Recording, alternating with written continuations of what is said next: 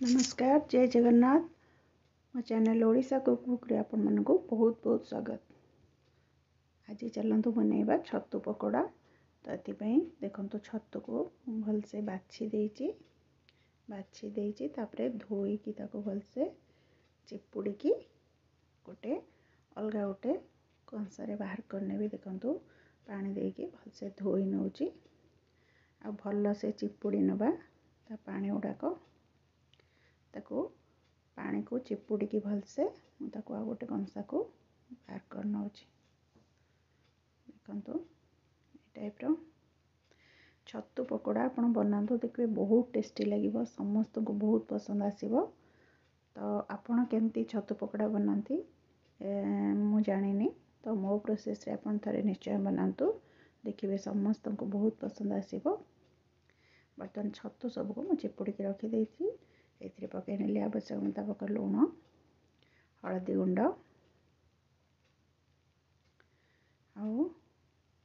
आमर काश्मीरी मिर्च मुझे केवल काश्मीरी मिर्च देती आप चाहिए एक्स्ट्रा चिली पाउडर बा ग्रीन चिली यूज करें। आउ पके नेली जीरा गुंड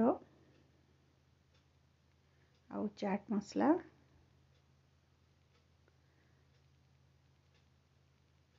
आउ देखो सब पके नेली एथिरे पके नउची टिके अदा रसुण पेस्ट छतुर क्वांटिटी अनुसार आप अदा रसुण पेस्ट देबे।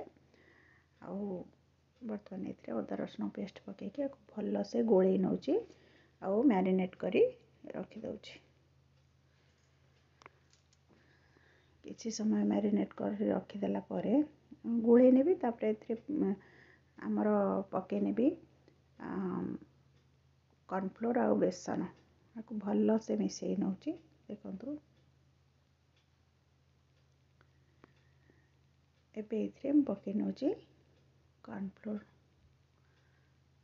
एठी 2-3 चम्मच कॉर्नफ्लोर देइछि बेसन भी सेमती आपण देखिकी देबे जेमती बाइंडिंगटा आसीबो भल से। तो मु एठी बेसन भी नहीं जाइछि जेतिकी कॉर्नफ्लोर नहींछि बेसन भी सेतिकी नहींछि आपको भल से गोळै नउछि। देखंतु खाली कॉर्नफ्लोर अपेक्षा बेसन आपण देले पकोड़ाटा बहुत भल हम। तो से मु कॉर्नफ्लोर आउ बेसन मिसेकी देइछि देखंतु भल से मिसई नेली बेसन आउ कॉर्नफ्लोर को।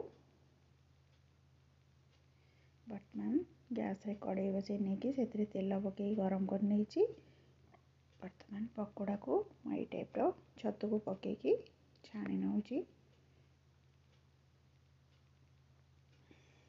देखंतु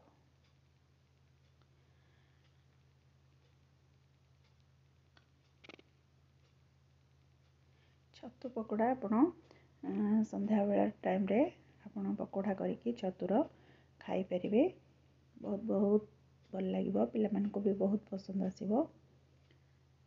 देखंतु एटा जेहेतु कॉर्नफ्लोर दिया एटा भल कुरकुरा भी हबो आ भल टेस्ट भी लागिबो। ए टाइप रो मो सबु छतु को छाणी नउची।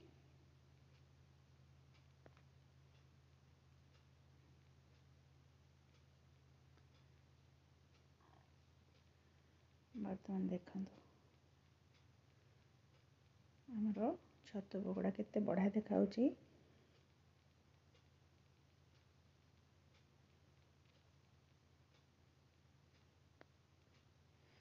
वर्तमान हे गलानी मको गोटे प्लेट को बाहर कर नउची।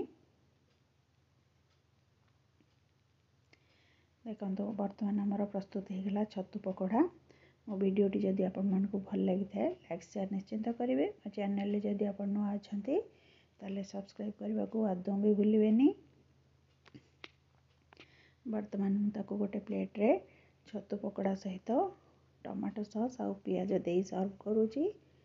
आपण चाहिले एथिरे ग्रीन चिली सहित भी आपण खाई परिबे नले लंका को भी आपण तेल रे छाणी की गोटा लंका को ए छतु पकोड़ा सहित खाइबे बहुत टेस्टी लागिबो। तो ମୁଁ ଏଠି ଟମାଟୋ ସସ୍ ସହିତ ସର୍ଭ କରିଛି। ଆପଣ ଚାହିଁଲେ ଚିଲି ସସ୍ ସହିତ ସର୍ଭ କରିପାରିବେ। ଆଜି ପାଇଁ ରହୁଛି। ଜୟ ଜଗନ୍ନାଥ।